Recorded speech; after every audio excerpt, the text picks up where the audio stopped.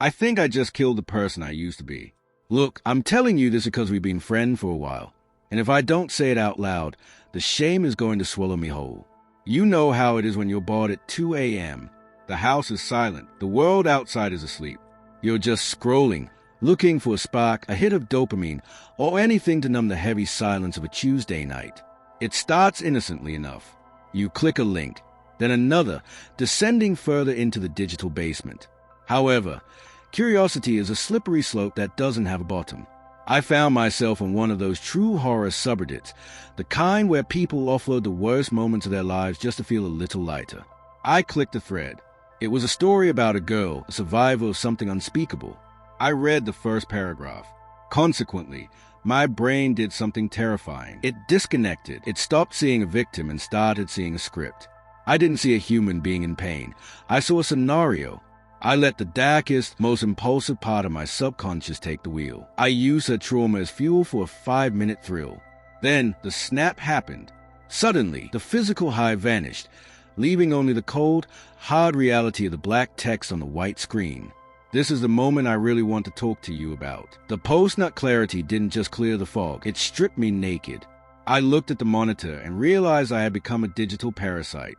I had fed on someone's agony just to feel a momentary pulse in my own veins. As a result, I couldn't even look at my own reflection in the darkened glass of the monitor. The silence that follows a mistake like that isn't just quiet. It's heavy, it's loud, it's permanent. You start to wonder when the transition happened. When did we start treating the internet like a buffet of experiences that aren't ours? We watch failed videos where people get hurt and we laugh because it's content. We read cringe stories and we mock because it's entertainment. Nevertheless, tonight proved to me that the internet isn't just a playground. It's a mirror. It shows you exactly how much of your own humanity you are willing to trade for a quick hit of pleasure. I sat there, frozen. The girl in that story, she's out there somewhere. She's breathing. She's probably struggling to sleep. She's a real person with a real life and real scars. And there I was, treating her most vulnerable, broken moment like a cheap commodity. Therefore, a wave of nausea hit me that no amount of apologizing could fix. I realized that if I could do this to a stranger's story, I was losing my grip on what it actually means to be a decent man. I was becoming part of the machine.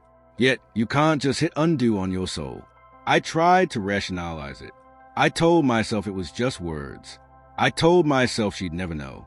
But those justifications felt like ash in my mouth. The logic of the internet, that anonymity equals a lack of consequence, is a lie we tell ourselves so we don't have to feel like monsters.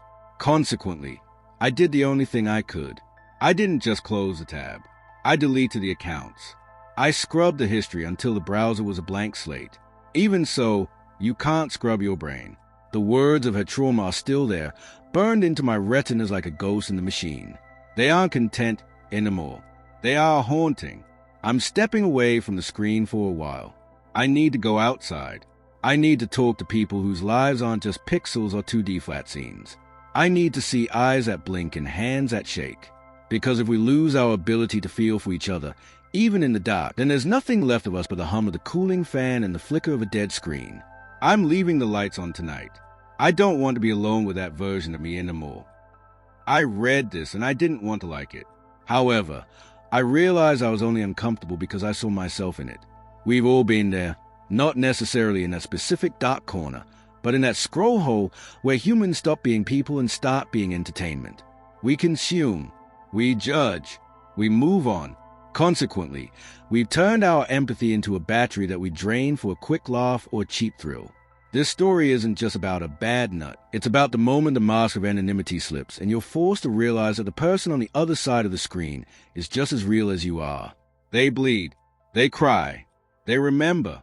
Therefore, if this story made you feel sick, good. That means your humanity is still kicking. Nevertheless, the real test isn't feeling bad for 10 minutes. It's what you do when you open the next tab. Do you keep feeding the parasite, or do you finally flip the light switch? I'm curious. Have you ever had a snap moment where the internet suddenly felt too real? Let's talk about it.